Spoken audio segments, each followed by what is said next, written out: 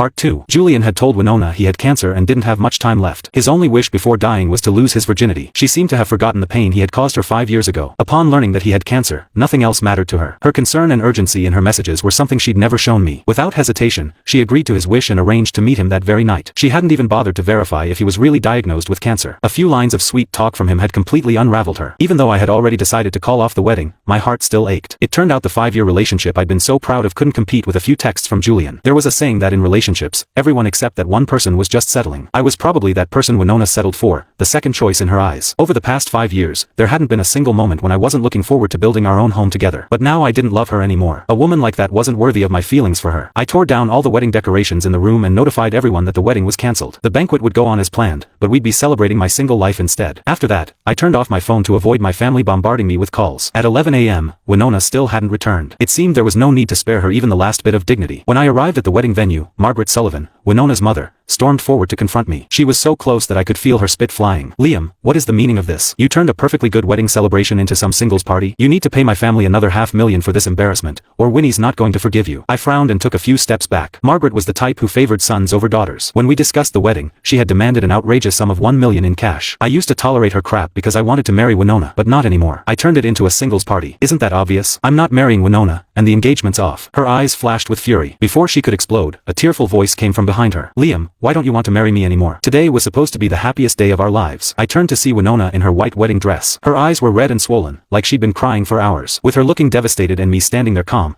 it made me look like the asshole who'd broken her heart. If I hadn't known what she did last night, I might have actually been fooled by that act. "You're here just in time. I'm officially notifying you that the wedding is cancelled." Panic flashed in her eyes. Lifting the hem of her dress, she hurried over and tried to grab my sleeve. She said, "Are you upset because I didn't come home last night?" Let me explain. Julian and I haven't seen each other in years. We were catching up and lost track of time. But I went to the salon first thing this morning because I wanted to be the most beautiful bride for you. I came straight here as soon as I got dressed. Please don't cancel the wedding just because you're mad at me. I looked at Winona in that pristine white dress. She looked exactly how I'd always pictured my wedding day, beautiful, radiant, and practically glowing. But after last night, I'd seen the ugliness hiding underneath all that beauty. I avoided her hand and handed her the photo from last night. "Seems like you didn't just lose track of time. You ended up in bed with him." Her face flushed crimson when she saw the photo. Once she realized I knew, she dropped the act. "Let me explain. Julian has cancer, and this was his dying wish. We've known each other for so many years, and I couldn't just let him die with regrets. You understand that, don't you?" She kept getting more confident and righteous, as if she were doing something noble. I'd be a complete asshole for not understanding. I almost laughed out loud in disbelief. It was the first time I'd heard someone describe cheating as noble and virtuous. I said coldly, "Winona, I never realized you were such a saint. You're willing to offer yourself up just to fulfill someone's wish. So, if any random person asked you to sleep with them,